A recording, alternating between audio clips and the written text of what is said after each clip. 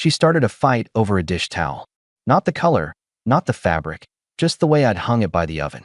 She pinched the corner like it was a contaminated rag and snapped. Do you even look at this house? Or you just throw things and walk away? I picked up the towel, folded it once, hung it straight. Fixed. That's not the point, Melissa shot back. You don't care about details.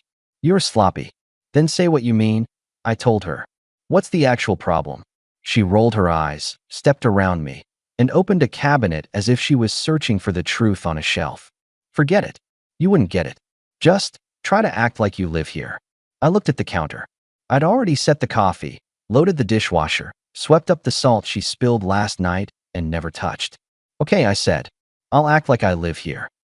If I'd known where that little scene was headed, I would have cut the cord a month earlier. But I didn't. So I watched. I went to work. I run a small contracting crew, kitchens, decks, the kind of jobs where people want something solid and I deliver. My phone buzzed all morning with clients and suppliers. Not a single text from Melissa. At lunch, I sent her a picture of the broken fence I was replacing and wrote, "Want to do burgers tonight? I'll pick them up." No answer. At 6, I walked into a cold house and an open laptop on the dining table. She was in earbuds. I tapped the table. She glanced up like I was a warranty issue. Burgers? I asked. I already ate, she said, and pointed at her earbuds. I'm on with Kayla. I nodded, went to the fridge, and kept it simple. Scrambled eggs, toast, old tomatoes. She ended her call and walked past me like a hall monitor. When you use the pan, she said, don't put it on the wrong burner. Which one is wrong? The one that warps it. She waved at the stove. I explained this. You explained a burner has a personality? I slid eggs onto a plate. Must have missed it. She sighed and left. That night she turned her back and went to sleep like the wall had done something to her. I stared up and made a note to myself. This isn't random. The towel, the burner, the cold shoulder. It's a sequence. Next morning she picked another thread. I'd stacked the mail in 2 piles, junk and real. She held the real stack up. Why would you open my subscription?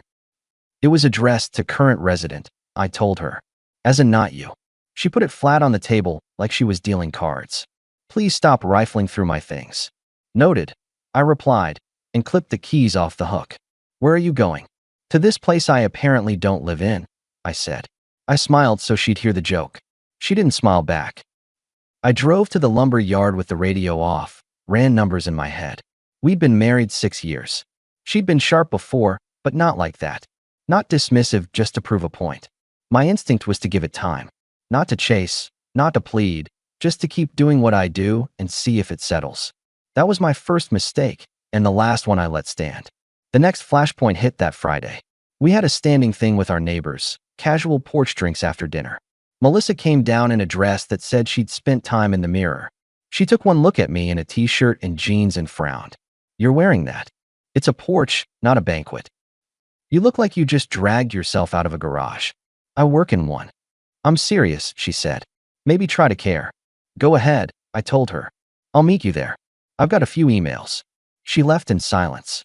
10 minutes later I followed, walked up our block to where the lights glowed warm on Nate and Jessica's porch. People were already talking in groups, familiar Friday noise. Melissa stood with a circle of women, eyes bright, voice higher than at home. He installed the cabinet doors upside down, she was saying. I stepped in next to her. That was a joke you told yourself, I said. Oh, she gave a little jump. You made it. Is there another version? I asked the group. Because in mine the doors are correct. A woman I didn't know laughed into her cup. Melissa didn't. Anyway, she said, turning her shoulder as if I was a passing truck, we've been working on his attention to detail. It's a project. Nate's eyebrows rose over his glass. Jessica tapped my elbow and murmured, beer? I'm good, I told her, and I looked at Melissa. I'll lay out my detail plan right now. She blinked. What? 2 cars from this house on Fridays, I said calm. Separate arrivals, separate departures. I'm not sticking around to star in jokes. That's dramatic. It's a boundary, I replied. Ryan, we're just talking. I don't do just talking about me in third person when I'm there. I told the group, not angry, just clear. So I'll take off. Good night. I turned to leave. Jessica touched my arm. You sure? Yep. I walked home, not looking back. That was the first initiative. change the pattern, remove myself from rooms where I'm a prop. When she got back later, the house was quiet. I was in the garage, cleaning my tool bench, the one place that still respected logic. She came in, stood 5 feet away like she was at a museum exhibit. "So now you're the guy who storms off," she said. "No," I answered. "I'm the guy who doesn't volunteer for disrespect. You can't always control what people say. I can control whether I loan them my time." "I don't need this drama," she said. "Can you just adjust?" "Heard you loud and clear tonight," I told her. I adjusted. She rolled her eyes and left. I finished winding the extension cord and clicked off the garage light. The following week, I made a second adjustment. I moved our finances into clean lines. I took my paycheck direct to a separate account and set up a shared household transfer for bills and groceries. I taped a simple note on the fridge: "Joint essentials covered. Personal spending, do your own." I also posted my work schedule on the corkboard with a line at the bottom: "Unannounced visits to job sites, no." I didn't ask permission. I didn't explain. I just acted. Melissa saw the note at breakfast. "What is this?" she asked, tapping the paper. "Clarity," I told her. "It avoids arguments." "So you're limiting me." "I'm separating," I replied. "Bills get paid. Everything else is adult choices on our own dime. Saves us both a lot of speeches." She stared at the line about job sites. "Since when do I need an appointment to see my husband?" "You don't," I said. "You need an appointment to walk onto my client's property and critique me. That's not fair." "It's respectful," I added. "It's new, and it's not a debate." That afternoon, the first illusion came.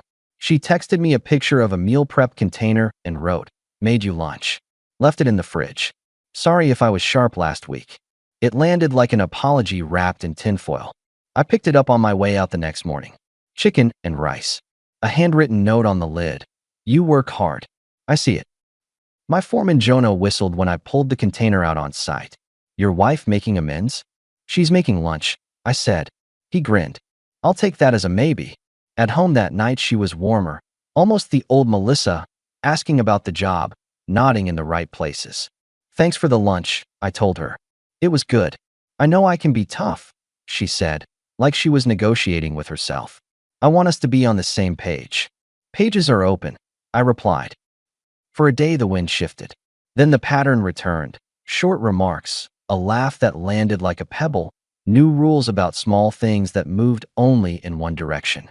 She forgot our Thursday dinner and booked a yoga class. She reminded me not to leave my boots by the back door, as if I'd recently started living in the house. When I wiped the sink, she inspected it, found an invisible water spot, and sighed like she'd been given a defective husband. Saturday morning, she came into the garage and leaned against the door frame. "I signed up for a weekend training next month," she said. "It'll help with my career pivot. I need the deposit from our joint. That's for bills. It benefits the household," she said. "Then it belongs in your column," I answered, motioning to the fridge inside. "Clarity applies to both of us." She frowned. "You know I make less." "I don't control your income," I told her. "I set the boundary so we stop fighting about wants. You asked for me to act like I live here. This is what that looks like. So you're punishing me." "I'm protecting me," I replied. "There's a difference." She snapped her jaw shut and left the garage. I heard her text tone pinging as she crossed the kitchen. Another note in my head: illusion 1 failed to move me. Expect a bigger one later. 3 days later, she tried the public angle again. Nate and Jessica had folks over for a cookout. Melissa insisted we go together this time. "We should show them we're fine," she said. "Who's them?" I asked. "Everyone." "I don't perform fine," I told her. "But I'll come by." We walked over. The yard smelled like charcoal. Kids ran around with glow bracelets. I asked Nate about his fence, pointed out where it was starting to lean. Melissa floated between groups, loud enough to be heard. She zeroed in on a new neighbor, Tara, who said she worked in project management. "Project management," Melissa said. "That would be nice at my house, someone to keep him on track." Tara laughed politely. "He seems competent." "He's strong," Melissa said, and patted my shoulder like a coach. "But you have to double-check everything." I looked around at the faces, at the new neighbor trying to be gracious, at Nate avoiding my eyes. I set my cup down. "Melissa," I said, level.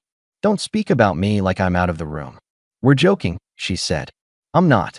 Relax, she muttered. You're making a thing. Not making anything, I told her. Fixing it. Tara cleared her throat. I'm going to check on the kids. I watched Melissa's jaw click. Can't you be a good sport?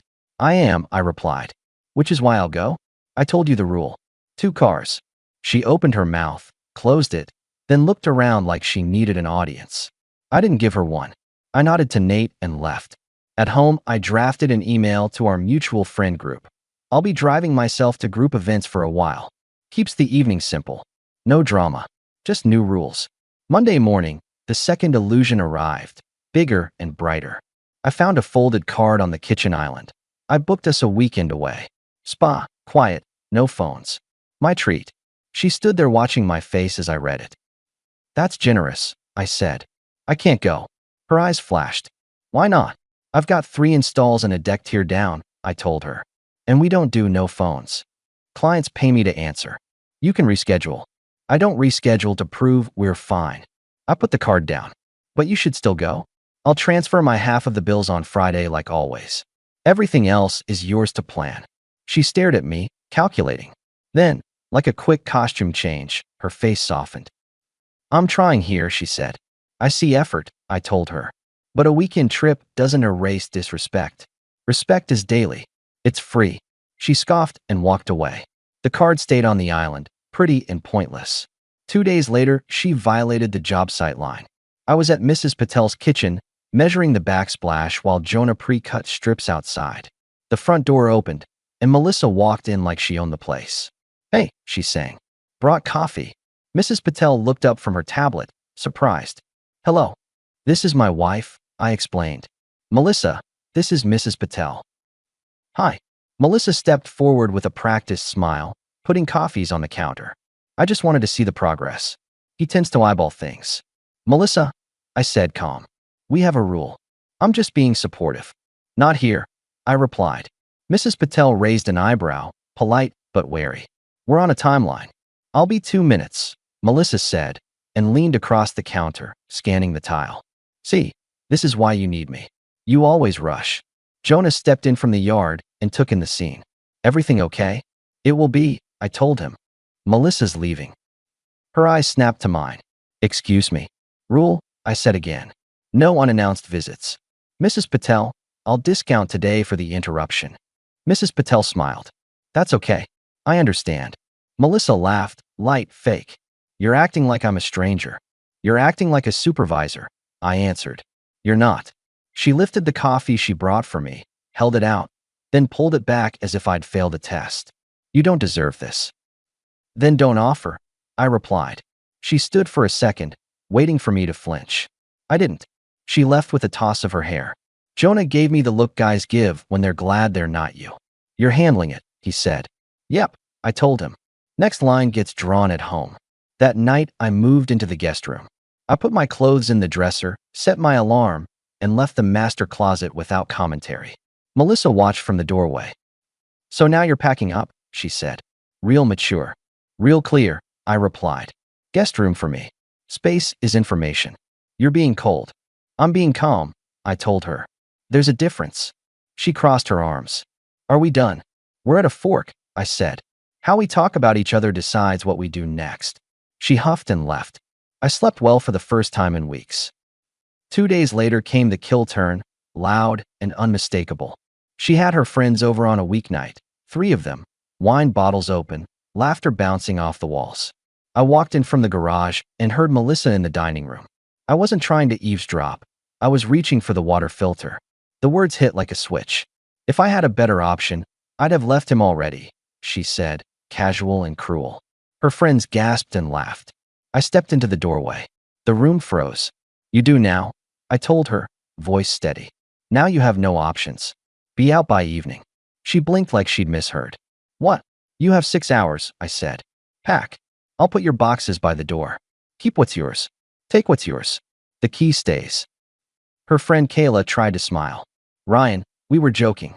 Then laugh on your way out. I answered. Melissa's eyes narrowed. You were listening? I live here, I replied. For a few more hours, so do you. She stood up so fast her chair scraped. You can't kick me out. This is my house too. It's my house, I told her, still even. It was my house before we married. Title stayed singular. You know that. I'm not debating. I'm acting. She started to laugh, ugly and high. You're not serious.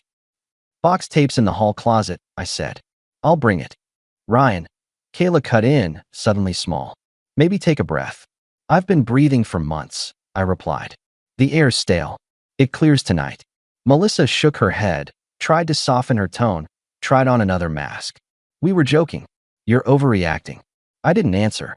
I went to the hall, grabbed the packing tape and a stack of flattened boxes, and set them on the dining table. I didn't slam anything. I didn't lecture. I went to the bedroom and started laying her things in neat folded stacks. Clothes, shoes, toiletries. I set aside her keepsakes. I left the wedding photo where it hung. I wasn't sanitizing the place. I was removing chaos. Melissa hovered at the doorway. This is insane. It's organized, I said, which is new around here. Stop packing my stuff, she snapped. Then pack it yourself, I told her.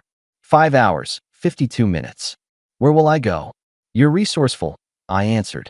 You'll figure it out. You wanted options. Here's one.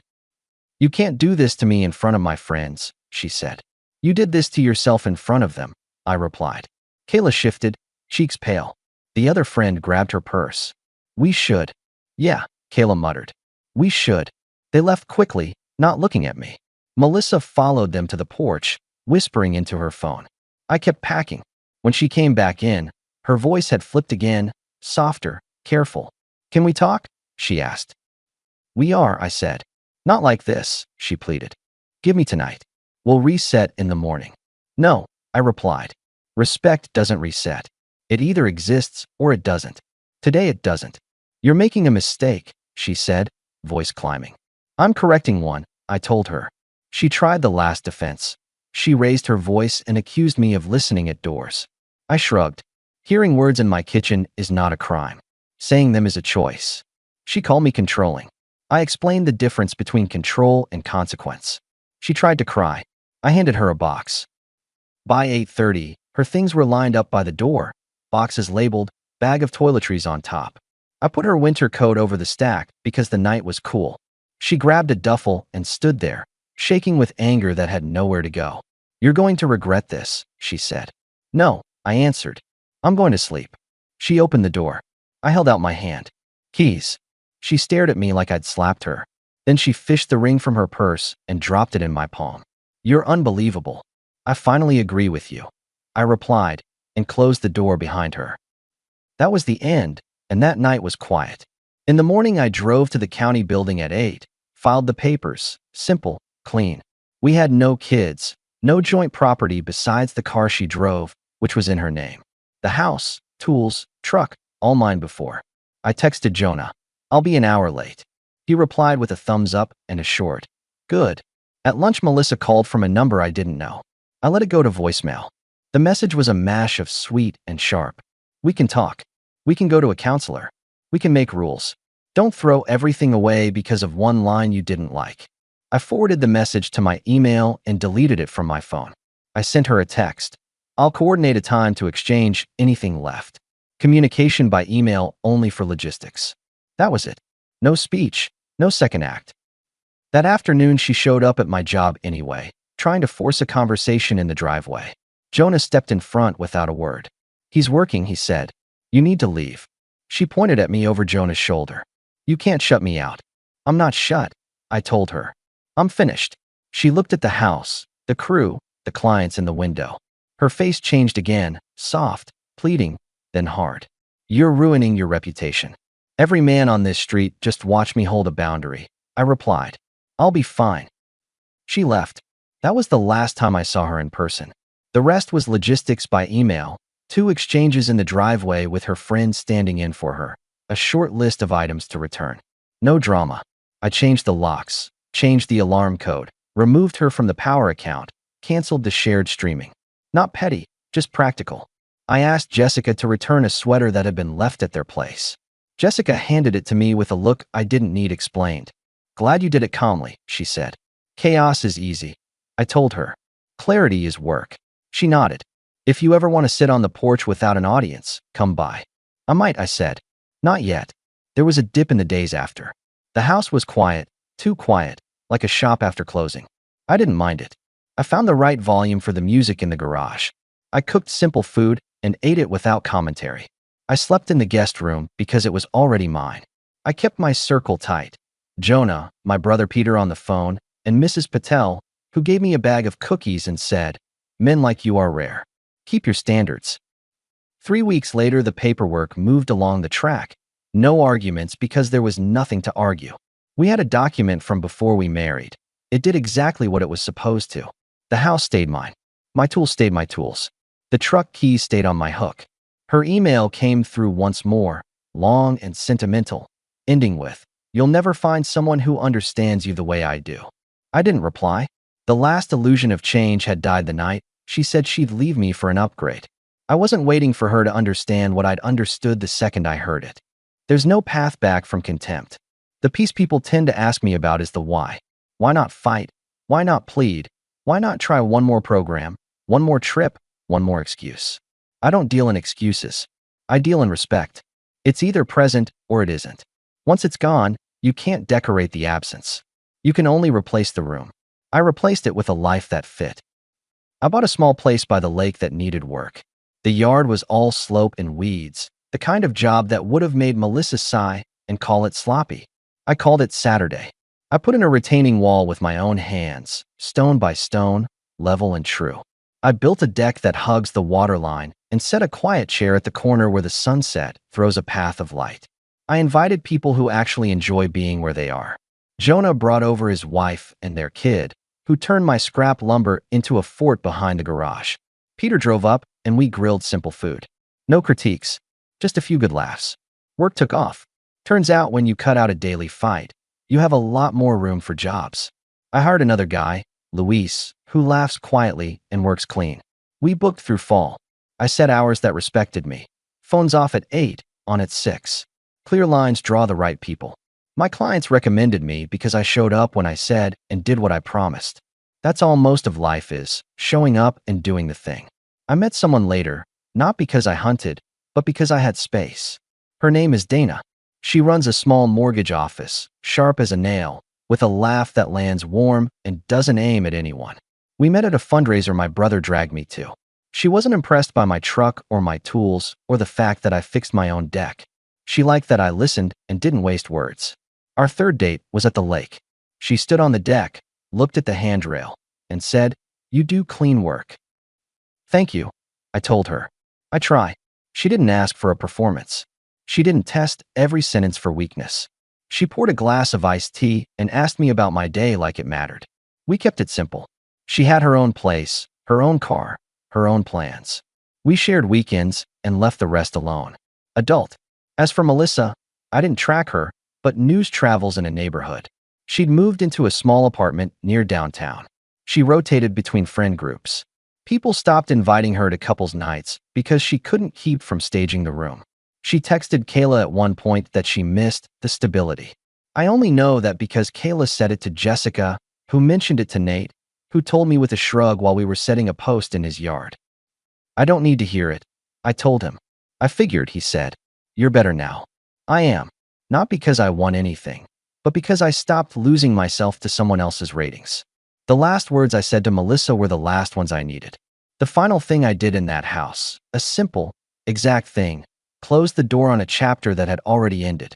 Sometimes people try to pry out a moral from me, like there's a sermon hidden under the lumber. There isn't. There's just a rule: don't negotiate your dignity. You won't like the price. If a person tells you where they stand, especially when they think you're not listening, believe them. Then act in a way that makes you look in the mirror and nod. The night before I moved to the lake, I stopped by the old house to pick up the last box, a crate of dull kitchen knives I planned to sharpen for the cabin. I walked through empty rooms that still held the shape of our life. The nail holes in the wall, the spot where I used to drop my keys, the sound of nothing. I set the last key on the counter, the one Melissa used to circle like a shark, as if a keyring was the crown of the realm.